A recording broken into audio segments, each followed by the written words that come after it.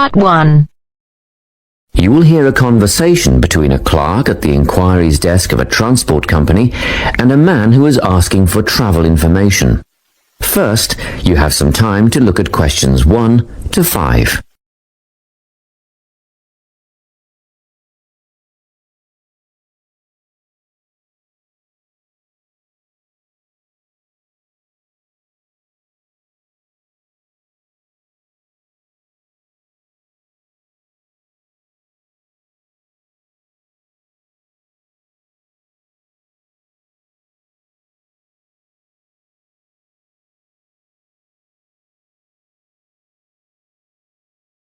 You should answer the questions as you listen, because you will not hear the recording a second time.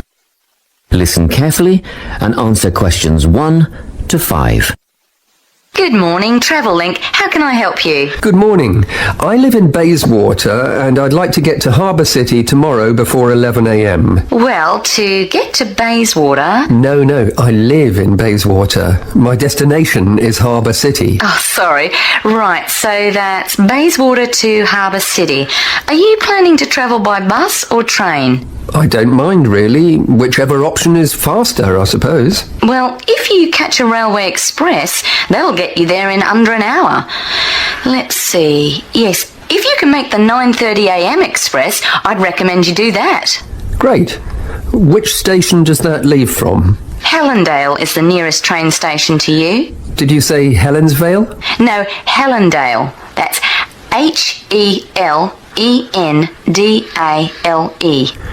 What's the best way to get to the Helendale station then?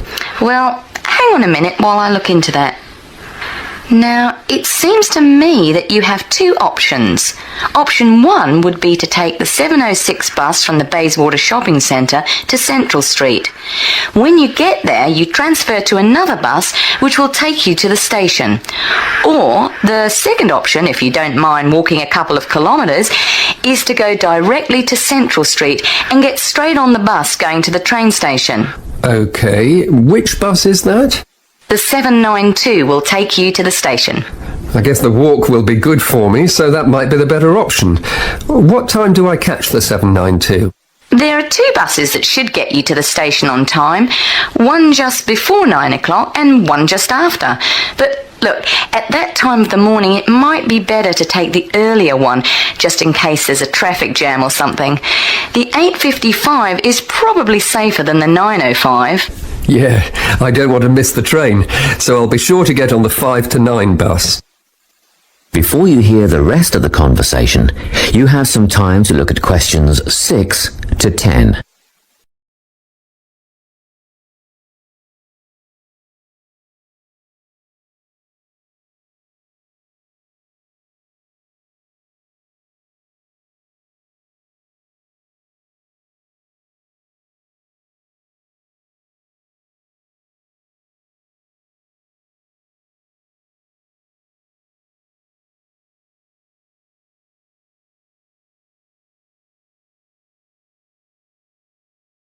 Now listen and answer questions 6 to 10.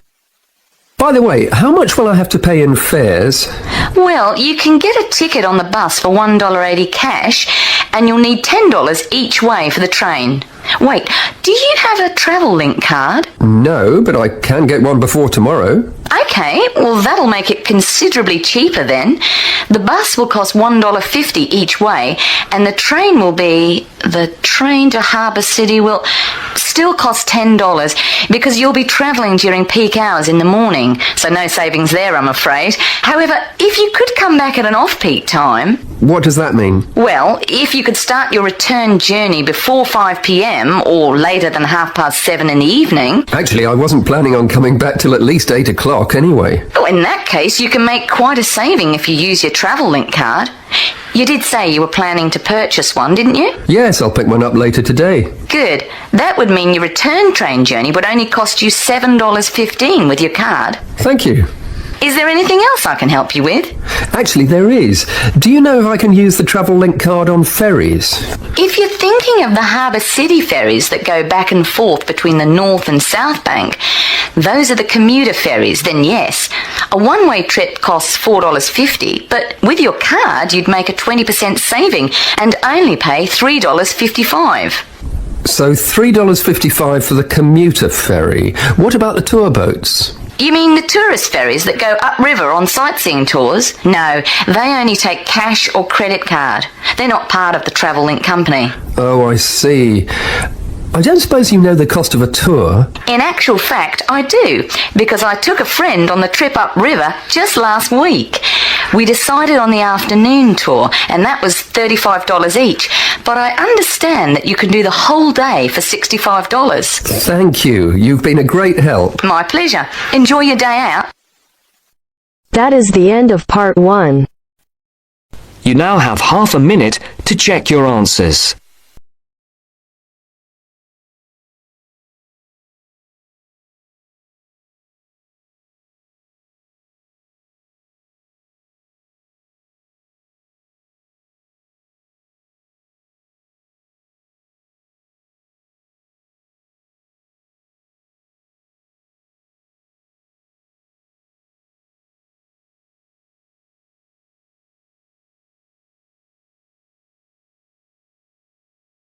Now turns to part 2.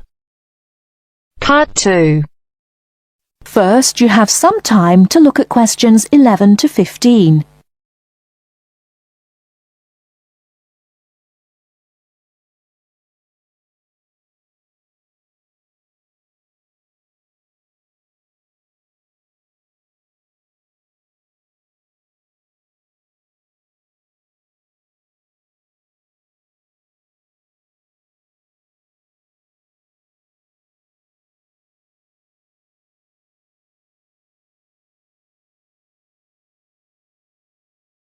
Now, listen carefully and answer questions 11 to 15.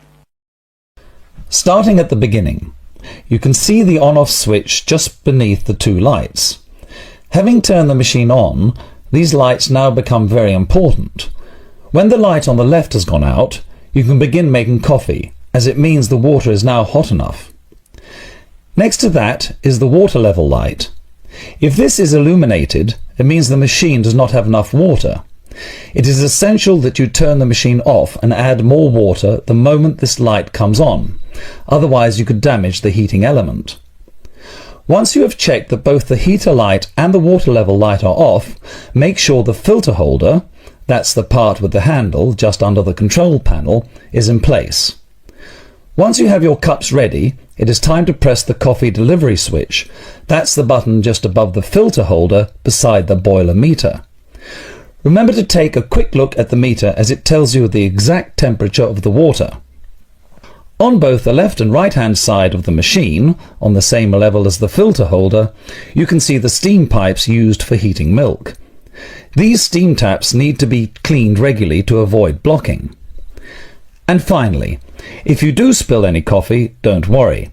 Just make sure that the drainage pipe at the bottom of the machine is leading into a sink or a suitable waste container. As with the steam taps, the drainage pipe needs regular cleaning. Before you hear the rest of the talk, you have some time to look at questions 16 to 20.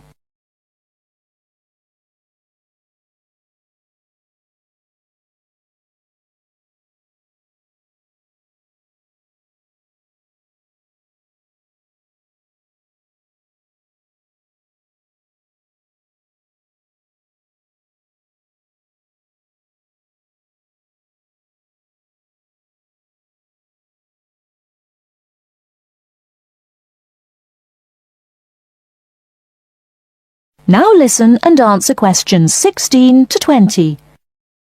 First and most importantly, I'll tell you where you should go from tomorrow for your lectures and classes. The Health Sciences building is on the west side of the campus, opposite the library, beside the History Department. As you are probably aware, there are 6 modules to the course, which will take a year to complete. That's 2 modules each term. In the first module of this term, you will be looking at current laws with regard to health and safety in the workplace. Don't forget that as you progress through the course, you should be building your thesis. This will need to be completed by the end of the year. Coursework will also be credited to your final grade. but the most important part of the course is the thesis. Now, the final thing I want to tell you, and again you should know this, is that there will be a number of guest speakers throughout your course. They will come from a number of different medical backgrounds, but they will all be giving you their views on the relevance of health sciences in their occupations. That is the end of part 2. You now have half a minute to check your answers.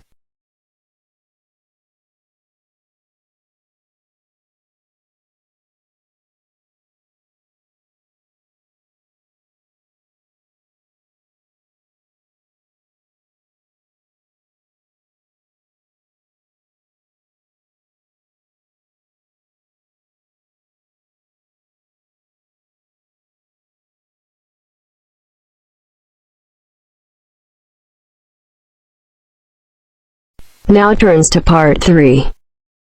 Part 3. You will hear a conversation between a student called Mary and her tutor, Mr. Hadstone. First, you have some time to look at questions 21 to 25.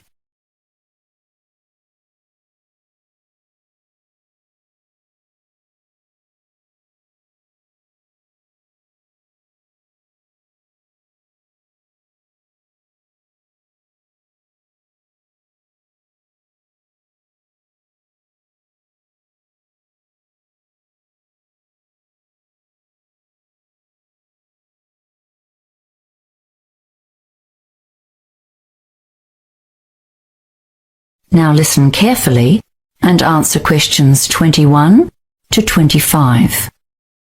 Hello, Mr. Headstone. Is this the right time for our meeting? Yes, it is.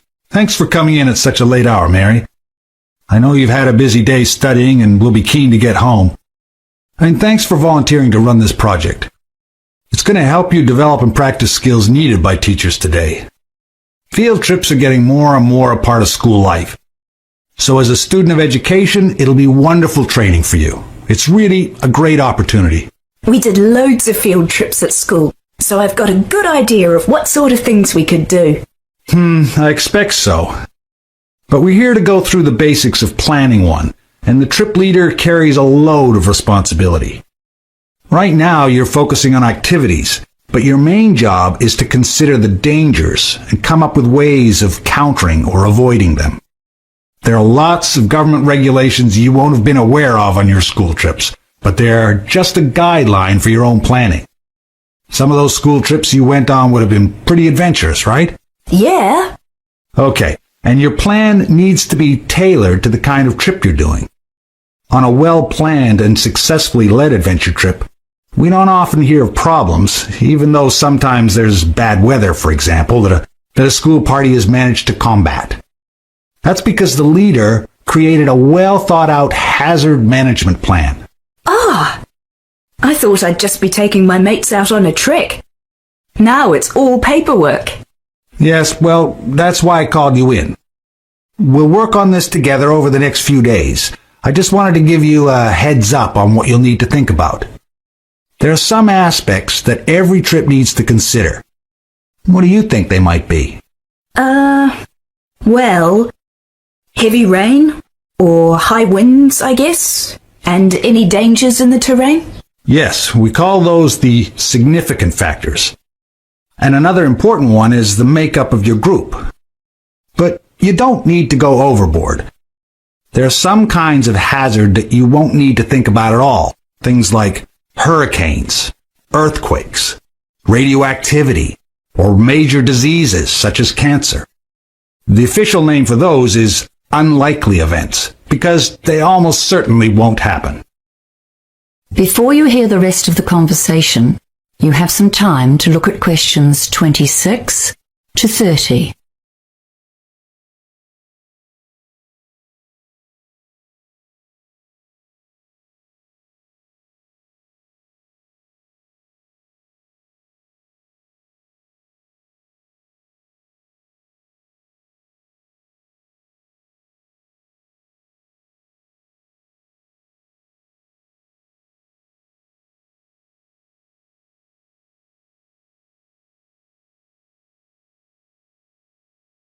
Now listen and answer questions 26 to 30.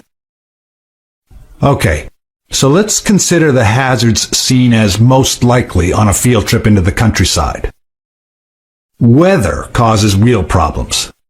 Overexposure to the sun or the cold, even the wind, can have a big impact. And of course, the weather can change very suddenly and without warning. Yes, people can get into trouble in the hills if they don't bring extra layers of clothes and a jacket, even if they start walking on a hot day. Oh, and a raincoat too, of course. What's next then? Well, let's think about possible activities and what you might need. Yes, okay. Well, for hiking, of course, we need a first aid kit. Oh, and a decent topographic map of the area. And we need to make sure that more than one person can read it. I've run into lots of difficulties in the past with people who can't identify even major features, like rivers. And some people have no idea about contour lines. And I suppose a compass, too. You'd need to list those. Then there are things that might be obvious but must be written down and considered seriously. For example, if there's a possibility of falling more than 2.5 meters, that's considered life-threatening. And I'm sure you would be aware of problems near the sea, like tides or high waves. And the trouble you can get into where there's a possibility of an avalanche or a mudslide or a flash flood if you're anywhere near rivers. Yes. Well, I was thinking of an adventurous route for this trip. You know, that's always more fun. And it's such a cool feeling when you've achieved something really difficult. Yes, okay, but then you need to consider who's going to be in your party. Don't go and plan things that are beyond the reach of most people, or you're asking for trouble. You need to take into account the physical strength and experience of the party as a whole. When you make your groups, make sure there's at least one person in each one who's been hiking a few times before. Wow! There's a lot to write down, isn't there? I'm really keen to get started now. Well, good, because there's a lot more detail to consider.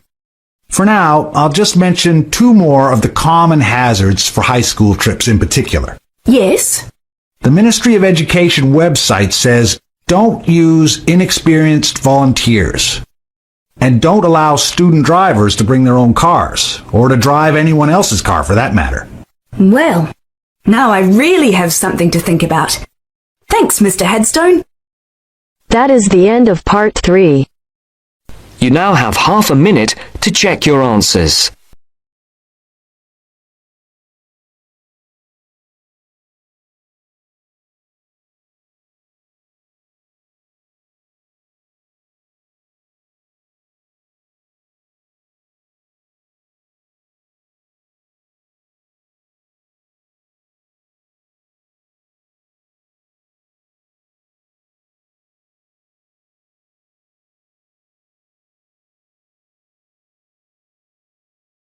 Now turns to part 4. Part 4. Listen to the last part of the lecture. First, you have some time to look at questions 31 to 40.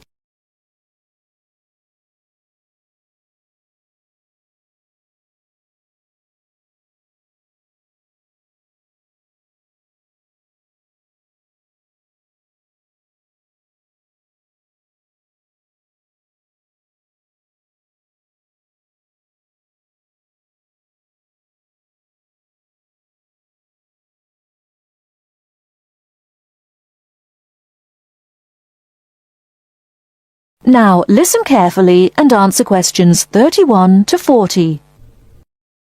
Last time I said that a lot of Irish people left the country and went to England, America and many other foreign countries. Today I'd like to talk about the emigration. The effects of immigration were not all bad. The immigrants experienced a lot of hardship in their new countries. There is a famous story about a park in Shanghai, where Chinese and dogs were not allowed. Well, in England, until into the 1950s, signs for jobs sometimes read, "Irish need not apply." The immigrants often experience discrimination, but they form many organisations to look after their fellow immigrants. Many of these organisations later became very important. In America, the Irish chose politics as the way forward, and significant cities were controlled by Irish politicians. This movement reached its peak with the election of John F. Kennedy in 1960. His grandparents came from Ireland, and his election had a significant impact in Ireland, helping the process of recovery of self-confidence which we have today. Today, there are 70 million people of Irish descent living outside Ireland. In America alone, there are 40 million people, and 10 million of these people have a 100% Irish background. They carried the culture of their home country with them and adapted it to their new home. They made changes which would be unthinkable in the home country, and we often laughed at the Yankees' Irishness. In fact, any immigrant who came back to live in Ireland, often after many years, found it very difficult to fit into Irish society again. They had been changed by the experience. These immigrants have always had an interest in the old country. The American letter was a letter containing dollars sent back to one's family. More recently, President Clinton has been very influential in bringing peace to the north of Ireland. Riverdance itself was the idea of a dancer who was American, who applied American methods to traditional dancing, and the fusion was immediately popular. Modern Ireland has been able to use the disaster of the last century to learn modern marketing techniques and apply them, without at the same time losing what is distinctive about itself. Riverdance is a demonstration of that distinctiveness. That is the end of part 4. You now have half a minute to check your answer.